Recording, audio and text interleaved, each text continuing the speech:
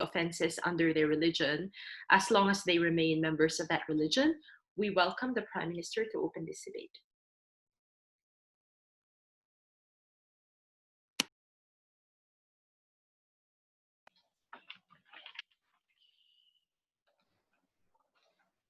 Can you hear me? Yes. Okay.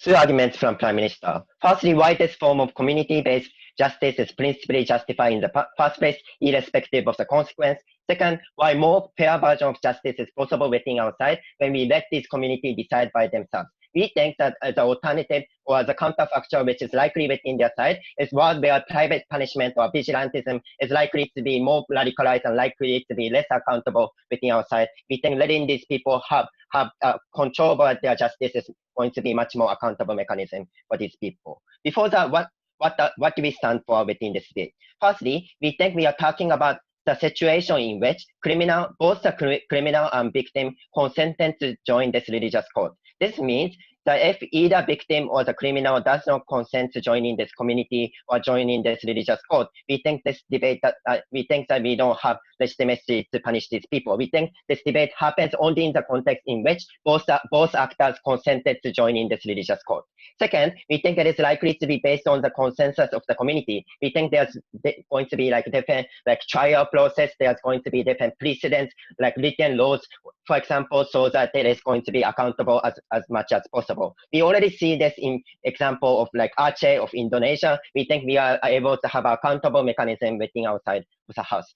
Third of all, we think we are talking about religiously unsacred actions, such as killing animals, such as going against the religious practice and going against the religion. We think that's the sort of things that we are talking about within this motion. Before moving on to my argument, yes or no? So just as to clarification, so will state legislation still apply on top of what these courts already do? And second of all, will you also be prosecuting, presumably, for crimes against the religion? So attacking a tenet of that religion and not respecting it, you'll prosecute for that, I assume, as well. No, that's not our stance. We think that this religious code is something that only exists to those people who consented to joining this community and opting out of the state secular code. So firstly, why this is principally justified? Firstly, we think this is justified because it is based on the consent on both criminals and the victims and the community. We think it is a bodily autonomy of these individuals to actualize their sacred property in a way in which they prefer,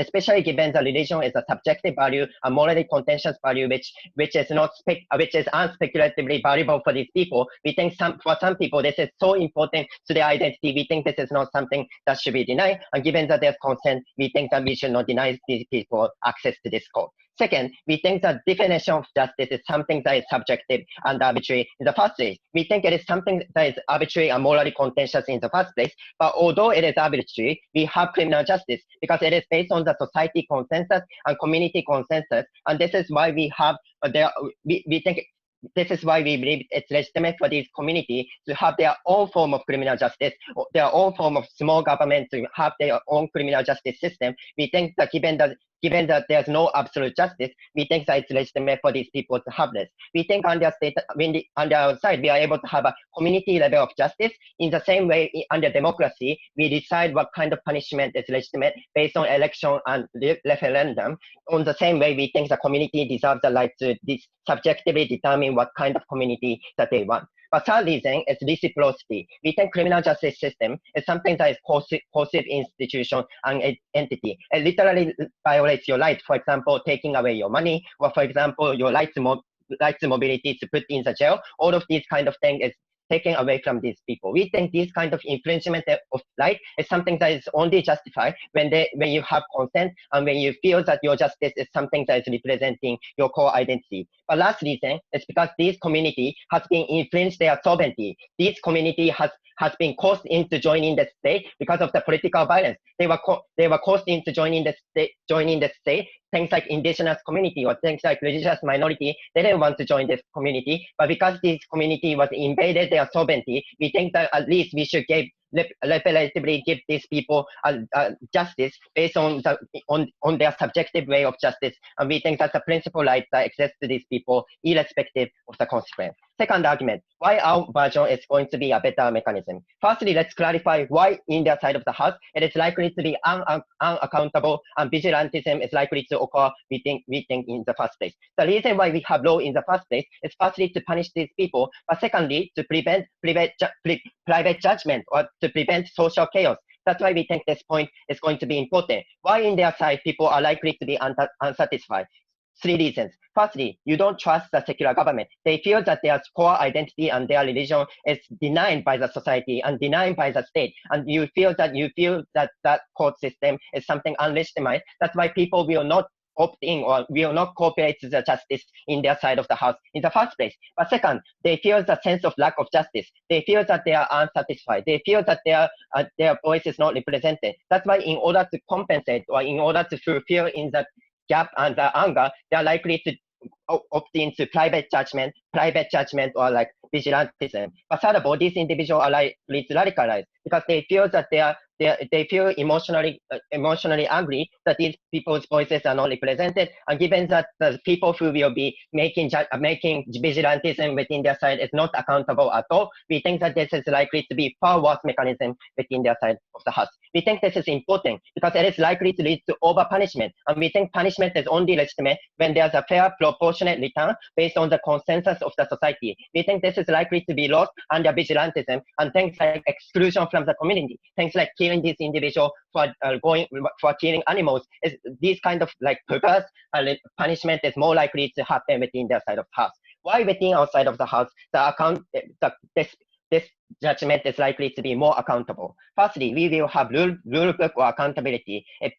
We think that there is likely to be different process like trial or judges or written laws in order to prevent like the mispunishment or the like over punishment of these people. But second, there's likely to be public scrutiny. People will criticize for the actions that they see.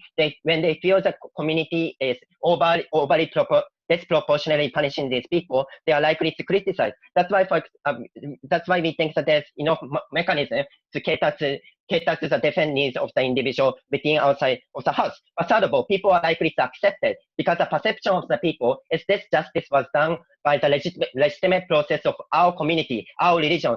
That's why, because it is done by the authority of the religious community, they are likely to trust it compared to the secular government. That's why people will likely to accept the result, and we think the more organic and more moderate type of change is more likely to happen within our side. Even in the worst case where like LGBTQ individual may be punished, we think that these people can like criticize when they are punishing to the disproportionate extent. That's why, for example, under status quo, when they stop the punishment, when the criminal was sort of like mentally ill, this kind of suffering balance mechanism can uniquely happen in our side. For these reasons, we are extremely proud to propose.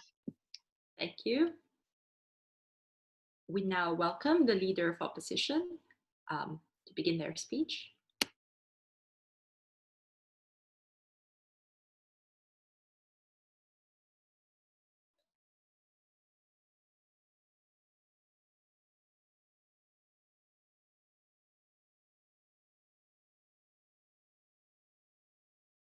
Okay, can everyone hear me? Yep. Great. Oops.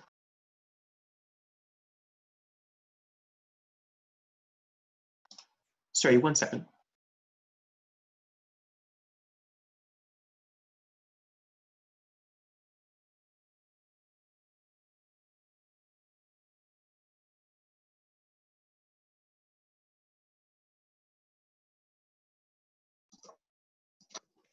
Sorry, just had to stop an alarm which was ringing in the house. Sorry, so, okay, if everyone's ready, let's start in 3, 2, 1.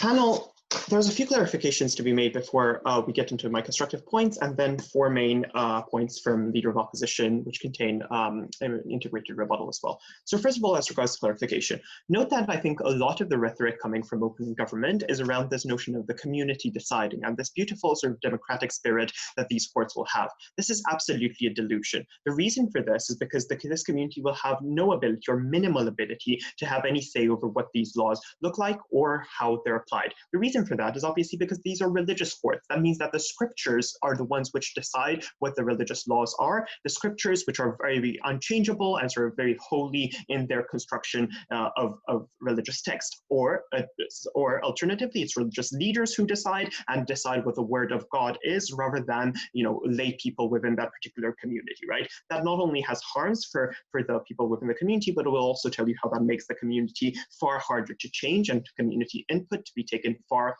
less into account. So jumping straight into our constructive points, and within them, rebuttal is integrated. So first of all, I want to point out that there are substantial harms which accrue upon individuals if you allow this kinds of religious courts within democracy, harms which they cannot avoid because they have very little choice over whether they are part of this religion or not. The reason for that is simple. Because all these, the overwhelming majority of religious individuals around the world are born into their religion. They have no choice at the point of their birth, what family they're born in, what religion that family has, and indoctrinates them then throughout their childhood years in ways that they cannot avoid to be integrated within that religion. That means that these people have no choice as regards to whether choosing to opt into the system of courts. Opening government portrays it as if it's a form, right? There's no way of petitioning to be part of this community and then adhering to its guidelines and then signing the contract. No, it's that you're born into it or your family indoctrinates you, the overwhelming majority of instances. That means that you're substantially exposed to harms with no ability to control them. What are those harms? They're harms upon women, right, which in many instances will be denied their independence because their husband is suing them and forcing them to stay in an abusive marriage just because he can under these religious laws, and religious courts will agree with them. It's harms to individuals who discover that they're LGBTQ and are harmed and have judgments and punishments applied upon them because a member of the community decided that they're going to sue them because they're against the public morality and they're offended, and then the court strikes down their rights, takes away their rights, secludes them into their houses, doesn't allow them to go to institutes of education and so on. It's again girls who want to go to university, right? But then their family says, no, you can't do that, and then someone else from the community sues them if they try to leave the community to go to university because it's against the mores, right? Similarly, about respecting religious holidays, eating whatever you like and so on. This is substantially harmful for these lives and restricts the choices these people have on their lives. I want to additionally point out that often, that means that there's a double burden that these people face, right? The state system, which they still have to respect in terms of criminal justice and so on, but also this religious system, which also harms them additionally, right? Comparatively, it's far easier to, for example, contest a state system, a democratic system in which laws are applied to you compared to this scenario of religious courts. The reason for that is because in the democracy, you can, and for the state systems, you can campaign against those laws, or persuade people, or petition people, or you have the ability to coalesce with other people who have the same problem as you and sort of rebel to some degree against that. If government tells us, oh, but states are similarly oppressive, you have none of that ability in a scenario where scriptures are fixed. The word of God comes from the religious leaders. There is no ability to contest that, and you have to stick to those harms. Now, the second thing I want to point out in terms of constructive is this kind of system has a very powerful lock-in mechanism, right? The reason is because it becomes a self-fulfilling prophecy. The motion does say the laws of these religions courts will only apply to you as long as you're part of that religion. But if the acts of revolt against that religion, which may lead you to leave the religion, if those acts of revolt, initial acts of revolt, are crushed down with actual punishment upon you, then there is no genuine ability for you to leave that religion, right? Because if you're suffering punishment from these courts as soon as you start rebelling, right, by the time, as in you'll never get to the final moment on the spectrum of saying, I've had enough of this religion, right? I want to leave, because at the first act of revolution, you'll be struck down, harmed, and sort of actual harms will be imposed upon you upon various by these religions, right? Already it's hard to leave these religions because of self-hate, because of Catholic guilt. You choose it, right? But beyond the fact that now you're suffering inside, that means you also can leave because there's actual constraints upon you, imposed upon you as well. I want to point out on a more macro level, this lock-in mechanism means moderates and progressives can never split away from their religion, right? Or form another sect or a more progressive version of that religion at all. Now, I also want to point out that, third of all, in terms of our third substantive, as regards the progression and evolution of this religion, we tell you that the evolution is substantially slowed down by the existence of these courts. Because now when you get reformists within a religion, you are able to, when you get reformists who go against this religion and sort of contest its leaders, what you get from the leaders is some pushback. But it's oral pushback, it's persuasive pushback, right? But nonetheless, the claims of the reformists often stick, and throughout the ages, right, mean that the religion does evolve. Look at the Catholic Church, and after massive sort of criticism throughout the last centuries, it has substantially evolved through Pope Francis and so on. The reason being that they can't avoid that criticism anymore. That's not the case if you can crack down on that criticism from the beginning, and if you can crack down and silence that criticism by actual laws which punish people for any kind of criticism or going against that religion. So reformism is taken down substantially. Also want to point out that previously religious leaders needed to listen to the community opinion because the community opinion was their only mandate. The credence of the community was the only mandate, right? And they had to adapt to the shifting tide of public opinion. Now, legal prescriptive force gives them a source of authority unrelated to the community opinion at all, so they're not forced to evolve whatsoever. They get a force of authority which is uncontestable whatsoever. It has the power of law. The fourth point I want to make is that minority communities in Western countries are now substantially harmed, because if they choose to go down this route, the perception of them will be massively negative, right? Rather than being part of a tapestry of diversity but share the common values of being French or being English, even if you're from the Middle East, they will now be demonized and marginalized because the far-right groups, right, from Marine Le Pen to whatever, Boris Johnson, will say they're uninterested in taking up our values. They refuse state systems. They have their own courts, and thus we have to marginalize them. They're not part of our citizenry. This also happens even if you disassociate from the religion, right? And even if you disassociate, the value of courts will be imposed upon you, and you'll be demonized for those reasons, and thus will not be able to meaningfully integrate whatsoever because you're seen as buying into entirely separate systems unrelated to state systems of equality. Thank you. Thank you. We now welcome the Deputy Prime Minister.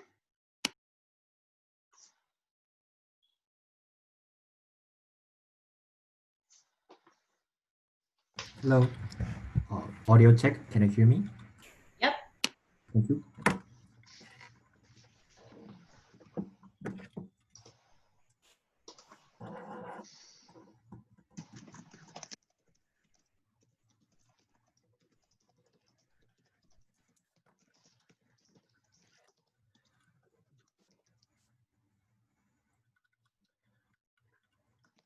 The concept of justice in Saudi Arabia and United States is greatly different. However, United States never intervene and say this is the form of the justice that you need to subscribe to, which is what my Prime Minister have clearly told you, which OO choose to neglect. The principle that we have told you is that as long as this community set at their own form of justice, it should be principally justifiable at that moment. I think Deputy Leader of Opposition need to tell us why just because this community exists in democracy means that this democracy has a justification to intervene and say this is our justice, you should subscribe to it. As long as OO don't do that, I think it's OG clearly taking over OO, irregardless of the practical consequences. But moreover, I don't think Leader of the Opposition, again, engaged with the most vulnerable actor in today's debate. That is to say, the person who will be over-punished, or in the worst case, going to be murdered by this private punishment that my partner have told you. We think the existence of this court will allow more accountable mechanism compared to the world in which we don't have this court in the first place, i.e. private punishment. It will lead to murder, and I think that's more problematic.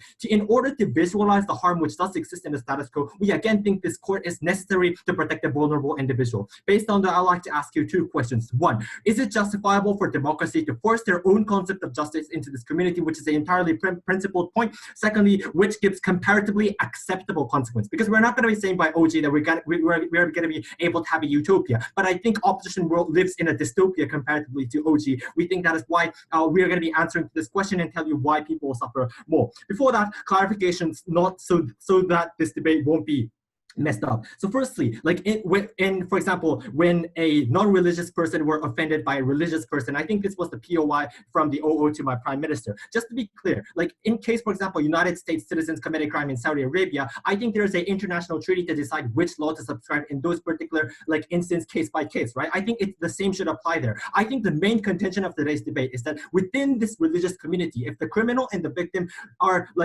registered as a believer in this religion, how should we punish these acts? For example, if a person killed a cow in India, for example, I think the Hinduism are going to prosecute this individual. In that instance, I think these are the instances we're mainly talking about in today's debate. So given that Hinduist individual killed a cow, I think that's when this person may face a sanction. But secondly, given this nature of the motion, I think it is pretty much intuitive to say that we are going to be able to register who are believer and who are non-believer. And I think this is going to be an important mechanism to change to prove the change under our side of the house. So all the rebuttals are going to be integrated to our side of the house. So first question, is it justifiable for democracy to force their own concept of justice? Note that this argument is entirely independent from the practical consequence whatsoever. Because number one, we told you that there is this democracy taking over land and agency of these individuals in the past. And we think there is a moral obligation for the liberal democracy to restore and to pay reparations to these individuals. And the way how they should do so is by accepting independence, or i.e. at least a legal liberty that they choose. We don't think this liberal democracy has a right to hijack them just because they robbed their land in the past. I think it should be restored. That is why it's independent of the practical consequences. But second, in terms of the concept of justice, as long as you believe in that religion, you are told to believe in that ideology, and you're told to subscribe to this idea. Or try to challenge this idea by saying that like these people never choose to be born in this religion. But at the moment in which that you are born and believe in that religion, I think you already subscribe to this idea, so you believe in this idea, right? Even if you are forced to do so, if you believe so, I think you consent to it. But second thing, as I still think there's a bottom-up conversation with, in a moment, CEO, I think there is a bottom-up conversation in this religious organization. For example, in church, mosque, wherever, I think there's a place for the bottom-up individual to talk with the priest so that their interpretation can influence the talk. But also, I think reinterpretation of the Bible is something happening again and again in the history. I can't understand why OO can just simply assume that there are absolutely no consensus over this religious idea. But thirdly, like as a matter of fact, people believe in this idea in the first place, and I think that is enough, right? But even if that is not the case, I think this democratic right, this right over agency is something independent of any practical consequence. Looking at the example of like international law, right? Like Saudi Arabia has its own form of law which United States cannot intervene. And I think the reason why it happens is because even if democracy does not happen there, they believe in the idea, and that's enough. Before moving on the second point, CEO. Just so we understand, is this debate only defined for particularly religious laws, or do you extend this to also apply to non-religious laws in general to be trialed in these courts? And if so, why is my religion so important to determining those? I think it really depends to context, right? If a religious people commit a crime against non-religious individual, that is no longer a solely issue of this religious court, and I think it should depend on case by case. I don't think this is what this motion should specify. I think it's a crime, like criminal, like in this religious organization, and a victim in this religious organization, or some particular act which is a sin in this religious organization being committed by this religious individual. I think that is simply out of this debate, because international law doesn't like singularly define how to resolve those disputes in between these community. That's why I think it's a waste of time to talk about those issues. So moving on to the second question about which gives more comparatively acceptable consequences. So I'd like to tell you why under opposition's world that it's going to be worse. The first thing we need to understand is that under side of the opposition, what you never get an organic change, but also you're going to get a private punishment, which is massively harmful. First reason why you never get organic change. One, because the polices are corrupted in those areas. Note that in India, for example, there are 20,000 accidents, which is seemingly a murder as a result of violating the Hinduism rule. But police and these police organization never prosecute this individual for several reasons. Number one, because this police itself also believes in this religious rule that we have explained to you from the beginning. But secondly, because these police are oftentimes bribed by this own community, that's why they never prosecute those. That is why they're more likely to have this private punishment. And I think the impact of private punishment is clearly established by Toshiya. That is to say, it's going to be over punishment, no accountability, no visibility. But secondly, these people have incentive to continue this private punishment because that is something they believe in, even if they're going to get punished. That is why the form of the punishment that we're going to be giving you is comparatively moderate to their side of the house. The reason for that is because, one, there's an external pressure at the moment if we have a fixed law. The reason why Saudi Arabia recently allowed women to drive a car is because of this external pressure from the United States, and that is the moment in which that this private punishment for women driving decreases, and we need to have this fixed change. Now, why do we get more change? So they say rebel is going to happen, but that is the opposite. In the status quo, rich and privileged individual in this community just try to bribe and enjoy their own right. On the other hand, on our side of the house, these people are also going to be prosecuted by this court. That is why this privileged and powerful religious people will be forced to fight against this change of law if they want to practice their own liberty at the end of the day. That is why I think we can have more change under our side of the house. For that reason, because private punishment is much more harsher on the opposition bench, but also it is principally justifiable. I'm very, very proud to propose this policy. Thank you. We now welcome Deputy Leader of Opposition. Yeah, sorry, just setting my timer.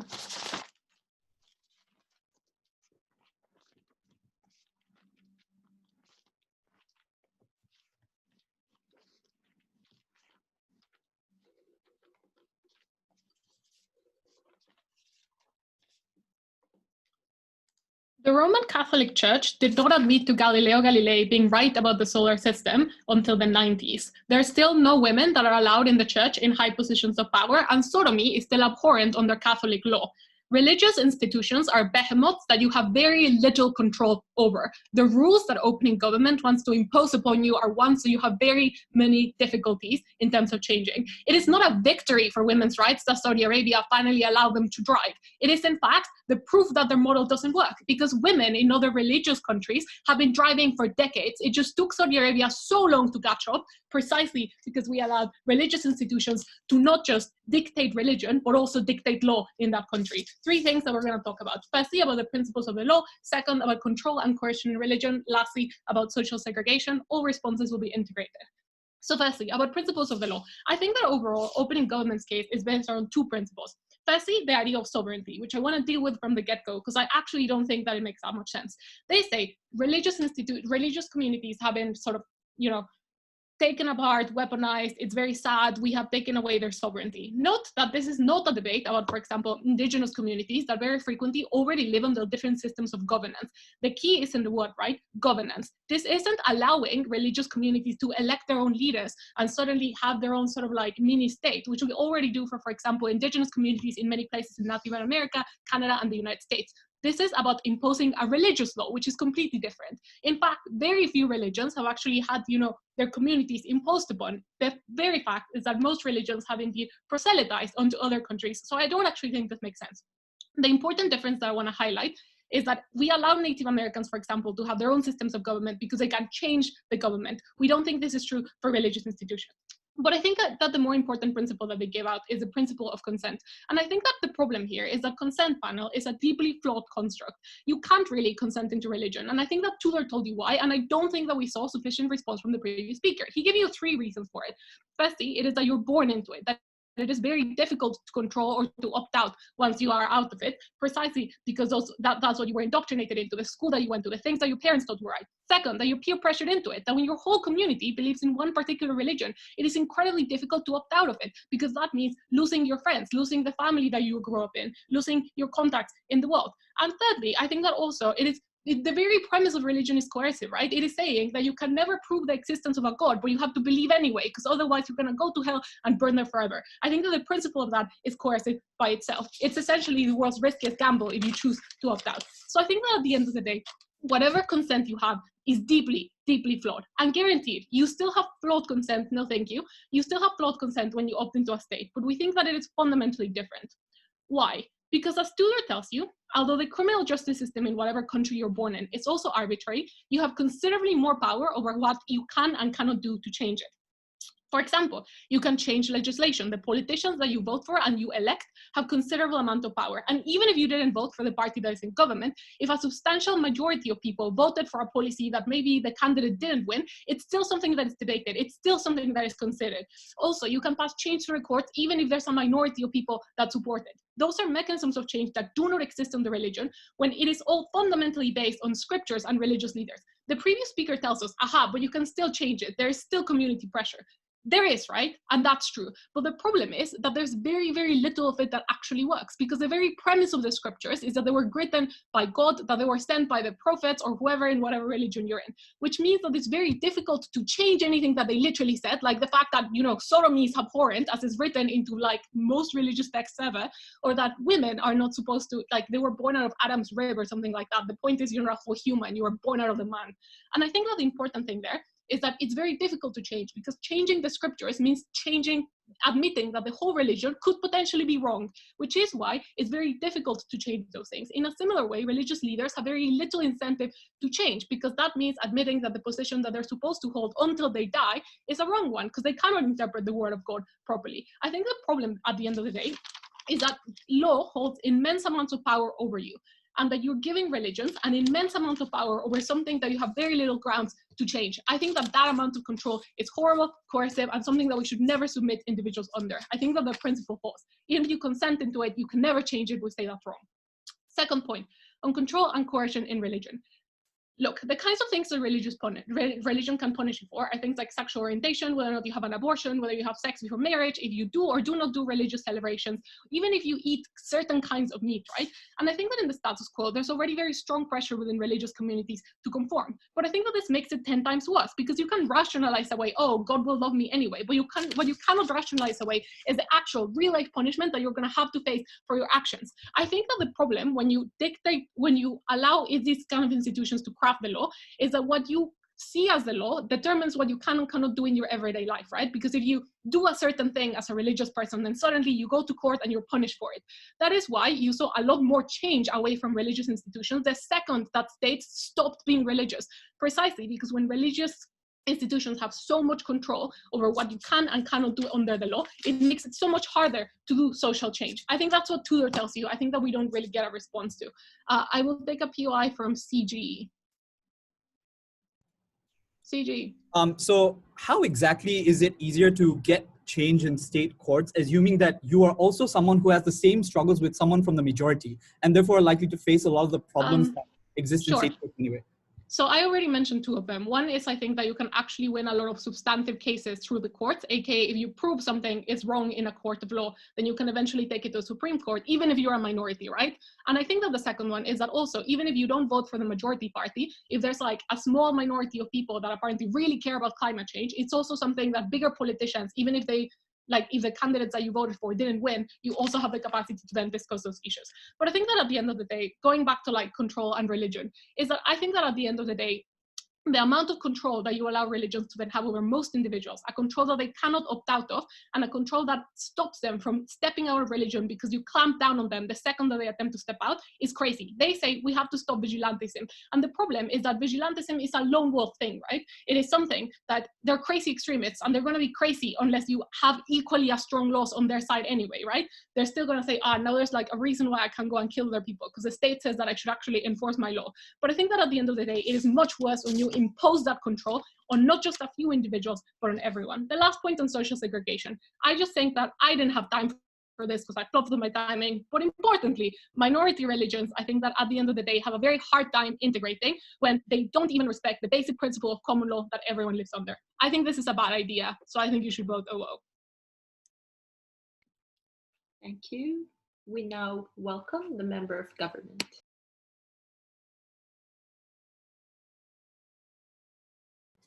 Can you hear me? Yeah. Cool.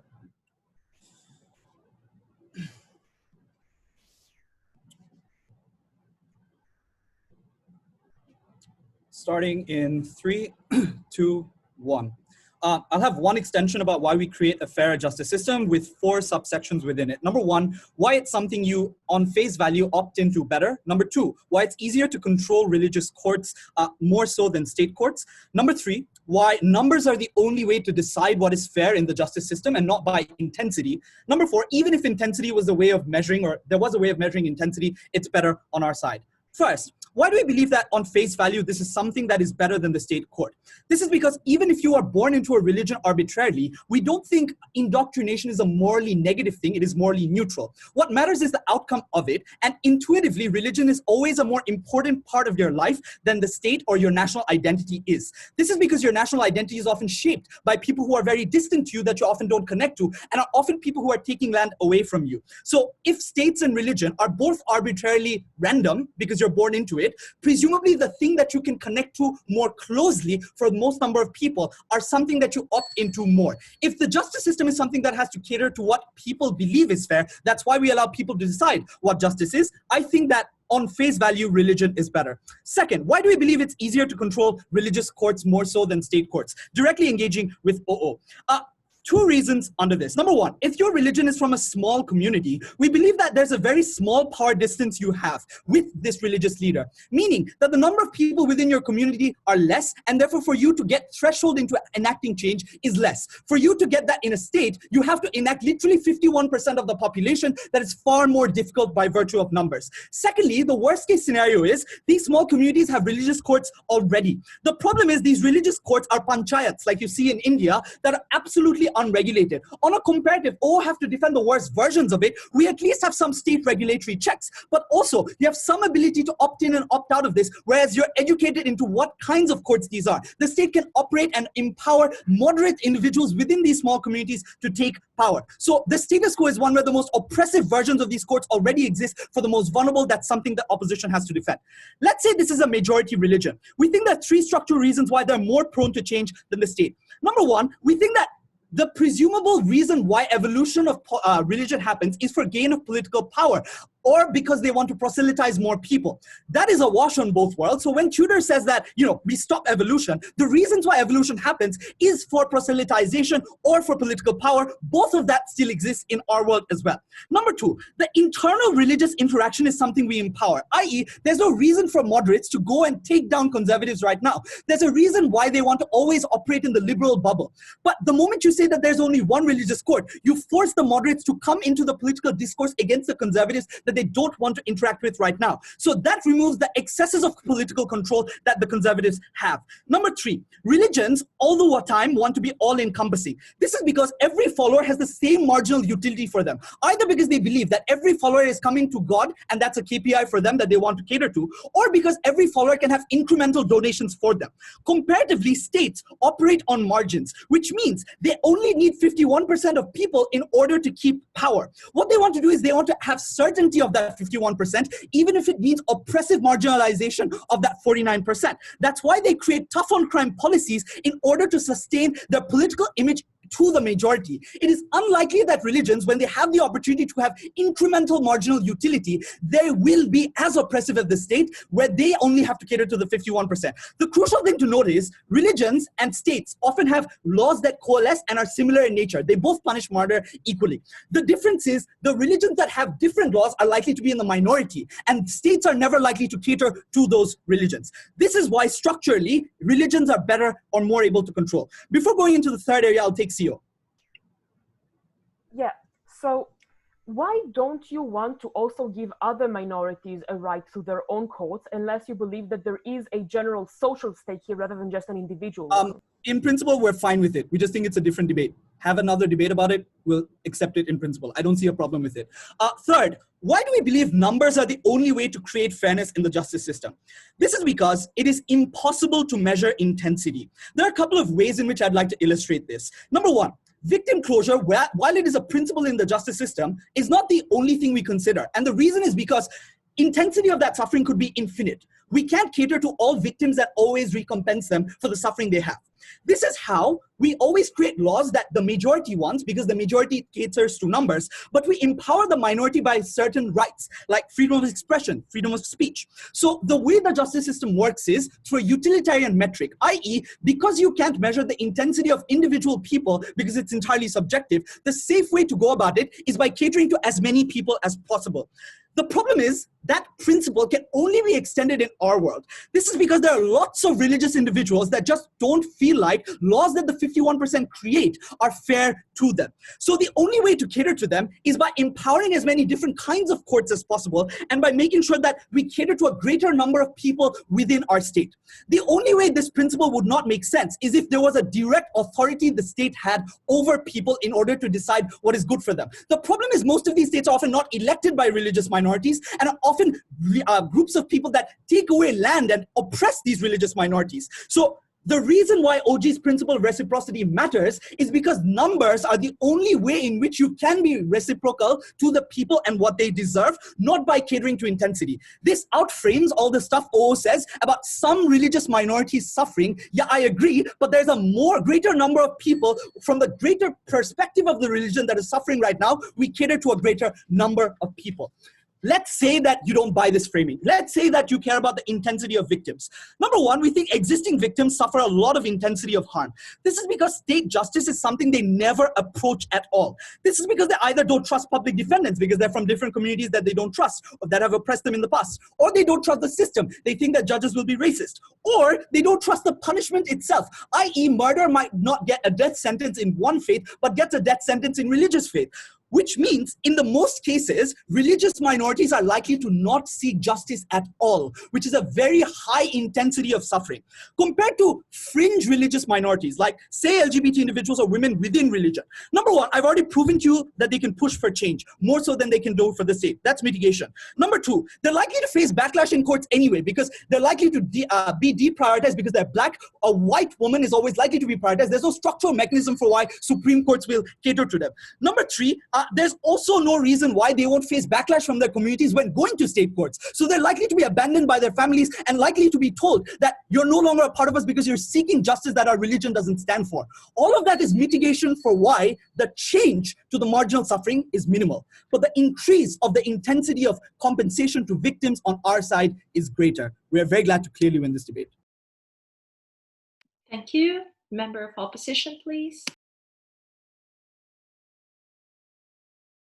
Just a sec, to avoid background noise, I'm going to close the door that my mom opened. Sure.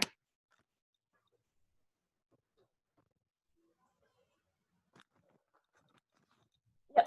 Sorry, am I audible? Yep. Great. Starting in 3, 2, 1, go. One extension in my speech because I'm ESL and I don't need more.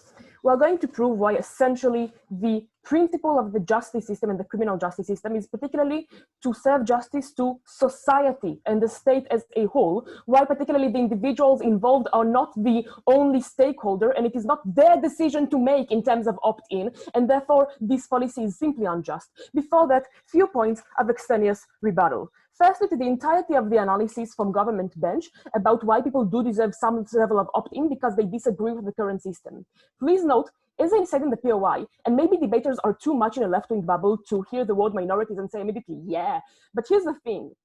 When you have a disagreement with the current system of law, is everyone. Alt-righters disagree with the current system of law. Left-wingers in the United States disagree with the current system of law. We wouldn't let a separate court system for everyone who doesn't accept the current law, right? Because we do believe that part of the principle of democracy is accepting what the majority of the people did choose for you, especially given that there are sufficient checks and balances within the democratic system to make sure that it is not, so that it is not too much abused. I have no idea why someone just not liking the law grants them a right to not follow it. Secondly, we do think that there are already existing accommodations, right? We know that in many courts today, you are able to do things that make you feel more convenient, such as if I am a religious woman, I can ask to file my complaint to another religious women within the police officers, etc., in order to file my complaint, in order to feel safer. These are things that exist. If they don't exist, we are happy to have them implemented. We think that this is a likely alternative to already be in place, which note, by the way, also engages CG's part about victims not approaching, because we think we can make accommodations for them that actually make this approachable. But secondly, we do think that victims do approach regardless of this, because, you know, they do care about their own safety. I like how often in debates we characterize religious people as utter idiots. Most of the safe. If I am being continuously assaulted, attacked, or feeling unsafe in my community, why on earth will I not complain to the current legal system just because they are not sufficiently religious? They do have similar laws to my own religious system, right? As they agreed, murder and violence is also illegal in religion. Why will I not cooperate to defend myself? And thirdly, we think my own community will also let me do this so because with the absence of their own court system, my religious leaders also have an incentive to maintain local peace, to avoid intervention from the government in their area, to let everyone feel safe, etc. Lastly, on racism, please know that sensitive debate only takes place according to OG's model when both sides are in agreement to go to this system. We don't think racism actually changed because it means that it necessarily only happens already when both sides are probably of the same ethnicity. Let's get to the point. So firstly, why do we think that this decision heavily impacts others and you're far from being the only stakeholder in the decision? And I want to clarify something here. OG, from the get-go, gave a definition to this debate in which both general law and religious law is going to be applicable here, right? Look at the Prime Minister's speech notes. We literally wrote this down and I asked it in clarification. They do concede that non-religious laws are also part of this debate, but just in case you don't accept that, just note how there is so much overlap between religious and non-religious laws, right? Domestic violence is something that is inherently to be dealt with by religious leaders and obviously is also a general law. Sexual crimes have so much religious stakes within them. Literally the entirety of the legal system as we know it is based on the Judeo-Christian, whatever legal, 10 commandments in the past, which is why most of these things are based on that. Why is this crucial? 5 reasons why this means that we impact heavily not only the ones who is filing the lawsuit or is being sued. Firstly, keeping society safe. If someone who assaulted me is now being walked away free because my legal system decided that this is the right punishment, the entirety of society is also unsafe now, not just me, even if I am the direct victim. The fact that I and my perpetrator agreed to this doesn't mean that no one else is also influenced. Secondly, deterrence. The fact that if we give different punishments in different legal systems means that we change the deterrence mechanism as a whole in society. Now I know that if I commit a crime, it might be different sort of punishment, also influencing society as a whole. Thirdly, rehabilitation. If we send people to different periods of time in prison, we also influence how they get back to society. If the religious system is going to send them to too long or too short of a sentence, when they come back to society, they might be not sufficiently rehabilitated, meaning that they are still posing a danger to the entirety of society. Fourthly, precedents. Note how the criminal justice system works. If we are in the same state and we implement similar laws, it means that if there is a precedence in one legal system, it is still something that can be used as an argument in another one. I, as a lawyer, has an incentive to still use it and say, look, in this precedence, you set this someone free. It will be unjust to now not do the same with my client, meaning that it also trickles down to the secular justice system. And fifthly, just in terms of the incarceration and how it affects society as a whole, note what happens if, for instance, we have different incarceration stats. If now in the religious system we have, for an instance, more black people being incarcerated than white people, or vice versa, it doesn't even matter. It means that now we impact the way biases in society work as a whole, because it influences the way that we see the incarceration stats generally afterwards. Note, none of this is contingent even on the religious law being good or bad. None of this is contingent on what are going to be the exact policies. Just the fact that they are different means that we are not able as a country to actually implement a united system that actually influences everyone, meaning that we don't have control as a society as a whole to defend ourselves from crime. We think this is the most important impact in this debate. Before I get to why it is so atrocious, OG. I don't think religious individuals participate in democracy, which is the premise for your case to happen. Tell me why it is fair. Thanks. A, we think it's weird. Religious individuals do vote because they are often encouraged by the religious leader to vote for things that are good for the religious individuals. But secondly, if they don't vote, it's their choice. You know what? I prefer someone opting out of the system of choice out of their own volition rather than me being coerced by someone else's choice when I didn't have any opt-in or opt-out mechanism at all. Now, why do we think it is atrocious? Firstly, because no government already concedes this. How do we know this? Because when in the model, the Prime Minister said that if there are going to be 2 parties in this agreement who are going to go to the general system, I just proved to you that in every incident there are 2 parties in this agreement, because one party is always society, is the state as a whole. According to OG's own concession, this is immoral. Secondly, the fact that by principle of choice, yes, maybe a choice of the many over the few is bad, but it is still preferable to a choice of the few over the many, right? We think that it is preferable to have the entirety of society have some level of agreements on this rather than having a few deciding for everyone. But lastly, also on choice, note how the extent of the infringement of choice is worse under their side, because at least when there is a somewhat of infringement infringement of the choice of the religious individuals, we have the system of their ability to operate and to actually vote. Like, note again, they choose not to vote. But secondly, we do have some checks and balances mechanism on the court system as a whole. Since it does everyone holds it accountable. But when it is internal and not everyone notices those small tweaks, not everyone is going to hold them accountable for, wait, tomorrow this might harm me, because the secularists notice as much what happens in the non-secular courts. For all those reasons, never been crowded to oppose.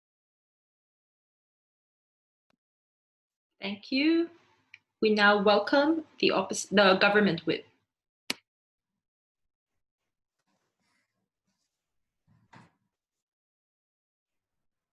Okay, I'll deal with closing opposition first and then move on to my issues. So I think closing opposition basically says, look, on principle, we disagree because it's against the principle of democracy or whatever.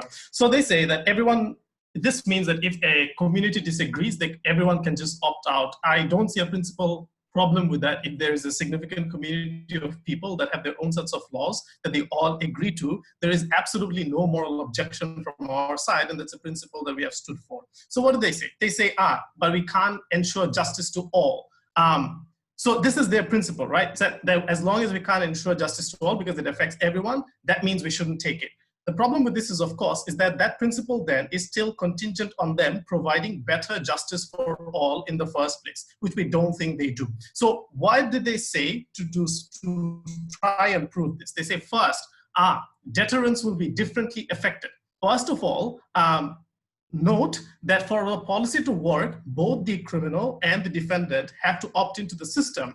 In the vast majority of cases, you really won't be able to check whether or not the other person you are trying to attack has actually gone into the office to try and opt into the system or not. So we don't necessarily think that works, but also just like commonsensically speaking, deterrences don't really change much based on how much the punishment changes, unless it's like really drastic or like there's some punishment versus no punishment at all. So we don't really think it makes as big of a difference as they would like to say.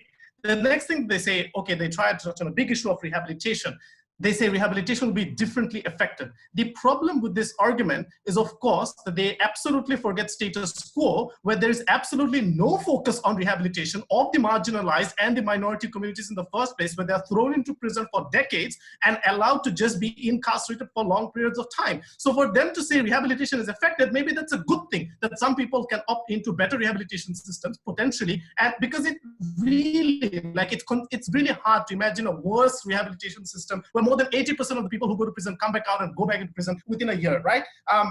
So loss of control of the state to a certain extent will happen, but obviously we have shown how it is limited, but we don't necessarily see why it's bad when the system is just bad. But note also that their argument is also then contingent on being able to prove that the state is indeed a good actor to be able to do those things from closing opposition. An analysis for which they're dependent on opening opposition. So we think in the opposition bench, provides the analysis that they rely on, which we will take down from CG. So first, let's explain what do these courts look like in the first place. And I think this is a huge amount of condescension coming from the opposition bench, because we like to pretend that like we are this civilized society with like common sense laws, and then these religious communities just don't make any sense at all. While sometimes, yes, of course, they have some problematic things, but at the same time, we must also acknowledge the converse. So for example, religious court systems are often significantly more class conscious in how they affect their and how they implement the justice systems, just because they're rooted historically in class struggles and how they were formed, right?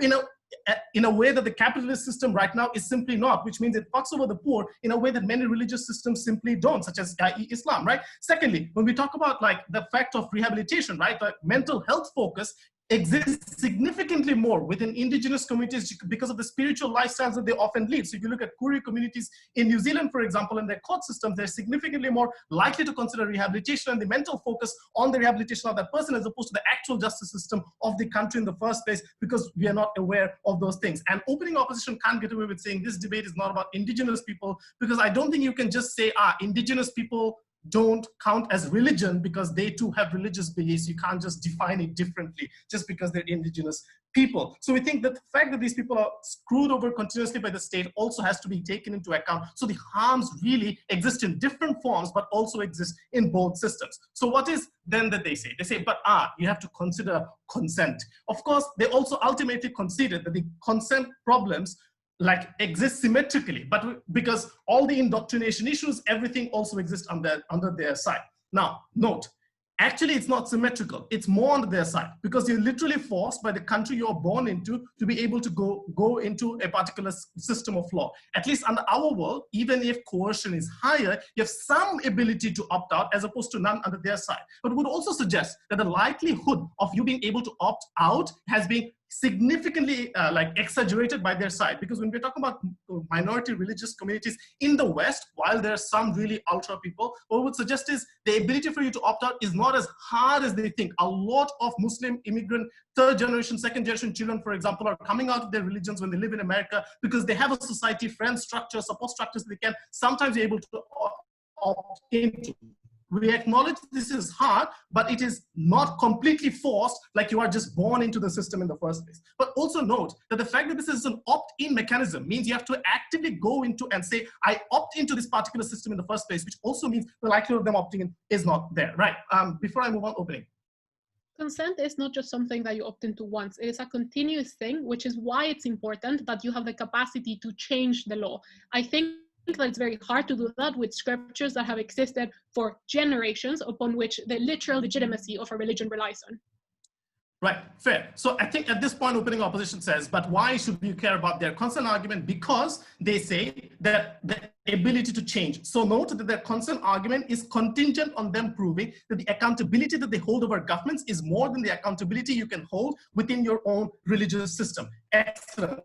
Let's deal with why we're significantly more accountable, right? First of all, I think they said leaders are, but leaders significantly in religious communities depend a lot more on community respect than political leaders do. But note that they cannot gaslight their populations they cannot gaslight the population because the community is small in a way that capitalist systems and political systems can do through the media, for example, right? But scripture can, obviously be reinterpreted by the opening set, but also I would like to add that the constitution is often held in just as similar amounts of reverence by the political community, which means changing political systems and laws is actually often just as hard, if not harder, in opposition, because at least we have some incentives to change and progress, like Sajid pointed out, which is because religions want to opt in and take in as many people as they want, as opposed to where religious whereas the state has perverse incentives to, for example, cater to white communities in order to say be tough on crime, so on and so forth. Really, if you're really going to rely on the argument that you can challenge it through the Supreme Courts while being a poor minority person, or that, oh, you can go out and protest and things will change, you're not living in the real world where this causes humongous amounts of harm to them, right? But finally, I think they never really dealt with Sajid's principle in terms of like how we cannot evaluate intensity, and therefore we must extend to as many people as we can the religious systems they believe in, regardless of whether they're indoctrinated or not. But they also do not deal with the argument that people often feel left out and don't report. A hijabi person is not going to go to the police if they feel the police never listens to a hijabi woman in the first place. But if they have their own system, they're more likely to report and be able to deal with that. And the alternative is significantly worse systems without any public scrutiny that they often go to, we propose. Thank you. We now welcome opposition lead. Am I audible? Yep. 3, 2, 1. Panel, Hadar makes an incredibly straightforward case. What she argues is that in every instance where a crime occurs, society is harmed regardless. Given that this mechanism, even if both sides freely and openly consent to this, and this were a given, fundamentally speaking, then we don't understand how governments can just say, oh, but as long as people consent, then everything is covered. We argue on side opposition very simply that no, at the point where society already, generally speaking, agrees on what the laws are, what the punishments for those things are, then that is where that consent and that agreement stems in. Note, however, before I get into the specific weighing of that in this debate, I do want to extensively engage with what we just heard from Government Whip. Firstly, let's just deal with this idea that these courts would create justice where no other would. Okay, let's say you are someone who harmed someone else who knows that in the regular state system, you will not get punished, but in the religious system, you will. Why ever in any world would you agree to a system that you know will punish you when you know, according to CG's logic, the other system will not punish you? That is insane. No, it's not. That's not how that works. If you know you face no punishment, that you won't consent to it. That's the fatal problem that CG has. They don't actually deal with the fact that they have to stay in line with opening government's, model when opening government tells us both sides need to agree with it. Secondly, they argue their side can assure justice to all, which doesn't at all, and what do they mean by this? They say they ensure better justice for all. They don't really quantify for us what better or worse justice is. We're not entirely sure on that, but we say very simply, we actually think best justice is when justice is equal and predictable for everyone equally, regardless of their community and society. We say justice is best when it is equal. Note that Mubarrat's response to us that says, oh, but the closing opposition doesn't prove to us that they have better justice. No, that's Hadar's entire speech, is that we have better justice simply on the metric that we have equal justice, and there's not a line of response or comparative to that specific case. Yeah, I can straw man a case too and then engage with that, but that's not actually what Hadar said. Note additionally, however, what we then get is this idea of, but in status quo, there isn't, the focus on rehabilitation isn't given because, America puts a lot of people in jail, and maybe not focusing on it so much is, good. First of all, let's keep this debate in functioning democracies, in Germany and in Europe and in other functioning democracies like Australia and other places. We don't generally put 3% of our population and 10% of a minority population in jail. But even if that's the case, we think as long as society agrees, that's probably the case, especially given that most of those people who are being put in jail by the state have not committed a crime against another member of their community. The crimes they're generally put in jail in are either crimes where, they robbed a store, and then why would the store agree to that consent? Or they killed someone, or they did something to another person of another identitarian group, in which case that entire case is out of this debate. I'm sorry, CG, but you do kind of need to stay in line with what your opening government models for us in this debate. But let's go even a step further. Let's say for some reason they didn't have to stay in line and could knife their opening government in terms of the of that material. Let's say that they're right, and that maybe this creates a bit more justice and a bit of a fairer system of access for these individuals. Note that this still doesn't engage with Hadar's problem, which establishes that in general, a system of legislation and judiciary is still equally applicable to all, meaning that the precedent that one court creates is something that can then be applied to another court. We think this is something intrinsically damaging, especially if given that, we generally think that as all religious groups will have their own courts, some of those will happen to be more conservative, some of those will happen to be worse, some of those will be actually more harmful and punish things that we as society generally don't think should be punished more heavily, and that will serve as a precedent for other courts to then be used to punish those groups. Not a single line of response from CG on that one either. I think at this point it's fairly obvious why they don't really stand in this debate.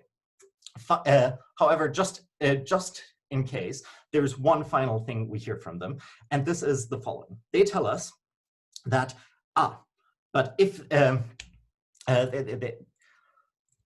tell us that there's no impact on the courts aside from this, that there's no impact on the courts in general. Note that additionally, if that's true, then why do we need this? If these courts genuinely operate in the exact same fashion any other court would, then the only thing they actually care about is this access point. Note that Hadar gives 3 alternatives to this, specifically in terms of we can have, DAs who are the same identity of that group, we can have police officers who are that same identity of that group, we can have all these people be part of the general system, and we should implement that. However, we think, just in terms of that, even if that's true, there's no alternative there. Sure, CG. CG?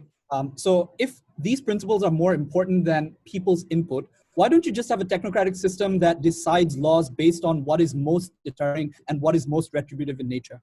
That's generally what we have. It's called the election process, where all of us agree on what those laws should be, and then those are implemented thusly. We think that's already dead. Oh, let's deal with the weighing then, because quite frankly, I think opening opposition obviously does quite a reasonable job. We obviously stand in line with them, but we think there's one particular problem with opening opposition, which is, in the end of the day, their impacts rely on the fact that people who would really be screwed over by these laws would still opt into these courts. We're not entirely sure if this is, a very fair weighing towards the opening government team. We don't think it's necessarily a universally true argument. We think that, generally speaking, people who would genuinely be harmed by this, to the extent that they claim, would probably not opt into these courts. And at that point, I'm not sure to what extent, even though their impacts are obviously quite large, that is true. However, even if we think that someone who is generally an apostate and lives an quote unquote immoral, according to that religion, lifestyle would still opt into those courts, we don't necessarily think that's something that's like intrinsically evil for them. We think, however, that our impact, that is on a societal, general level, and always applies regardless of the circumstance, regardless of whether people opted into freely or not, because that harm happens against society in general and fundamentally and always. We think that our case, in terms of the impact, it just stands more broadly and irrespective of whether or not people opted into it or not. And this is specifically why we think we win this debate from closing opposition. Proud to oppose. All right, thank you.